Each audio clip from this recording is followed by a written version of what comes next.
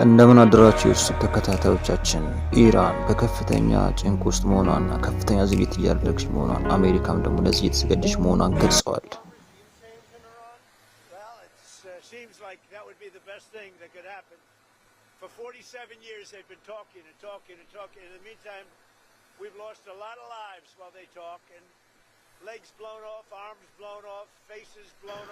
በዚህ ገለጻቸው ላይ ዶናልድ ጄ ትራምፕ በኢራን ላይ የሚወሰዱ እርምጃዎች እንደማይቀሩ አመላክተዋል። ይህም በተደጋጋሚ የተደረገው የውይይት እንዳልተሳካና ሌሎች አማራጮችን እያዩ እንደሆነ የሚያመላክት ሆነዋል። በዚህም ኢራን ምናልባትም በቅርብ ጊዜ ውስጥ ከፍተኛ ጥቃት እንደምታስተናግድ የሚያሳይ ነው።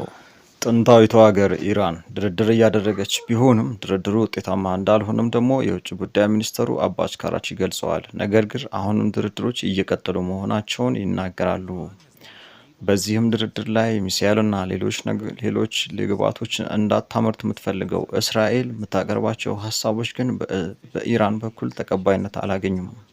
ይህ በእንዲህ እንዳለም የኢራን የባህር ጠረፍ ጠባቂዎች ወይም የአብዮታዊ ዘብ አባላት በከፍተኛ ሁኔታ ባህር ጠረፋቸውን እያስጠበቁ መሆናቸውን በተደጋጋሚ እየገለጹና ከፍተኛ ወታደራዊ ልምምድም እየተደረገ ይገኛል።